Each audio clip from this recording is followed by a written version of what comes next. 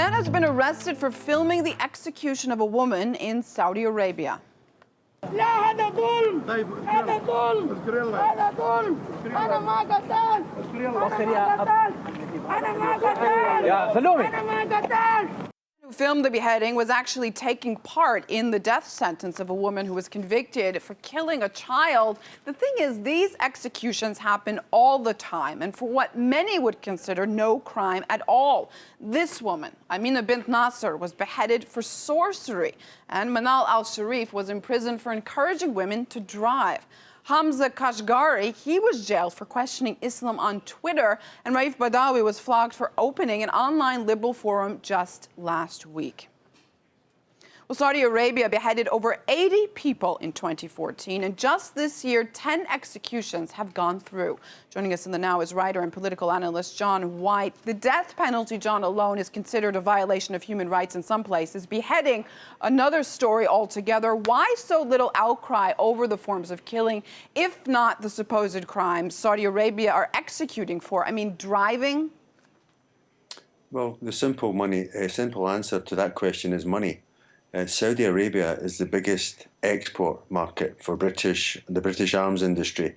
The US also has extensive economic interests in Saudi Arabia and has done for many, many years. So it really is very hypocritical of Britain and the US and France and other countries in the West to claim to be leading the charge in the fight against Islamist extremism whilst maintaining close ties to what has to qualify as the most vile, barbaric regime on the planet today. I understand officially why the West couldn't necessarily severely condemn the Saudi regime, but why not behind closed doors? Or do you think we're seeing any kind of outrage when they meet and we don't see what they're saying?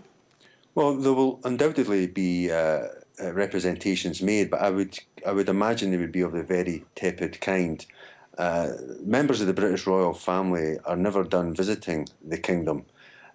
Prince Charles, about a year ago, was over there on a state visit, during which he performed a sword dance for the delectation and entertainment of his hosts. And the very next day, lo and behold, the British defence manufacturer BAE Systems announced a massive deal to supply 72 Typhoon fighter jets to Saudi Arabia, worth around $7 billion US. So the relations are very, very deep. They're very murky. There have been reports of large commission payments being made to Saudi princes in order to secure these defence contracts. So the tentacles run very, very deep, and it's not the kind of money that the British government would wish to compromise by making any strong representations, as it should, if it is to seriously claim to represent human rights and liberty and democracy and all these things that we keep hearing.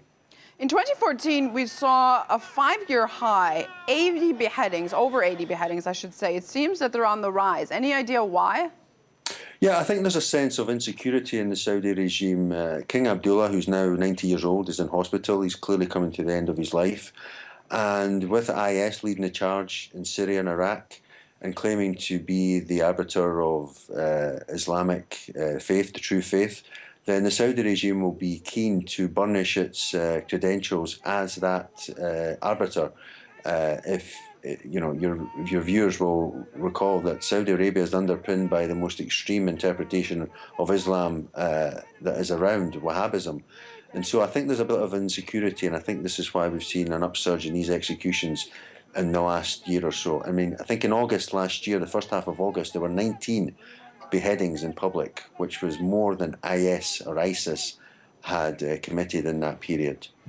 All right, our audience also giving their input on this topic throughout the night tonight with us, available on our screen here. You can find more online. Writer and political analyst John Wight, thanks so much for being in the Now.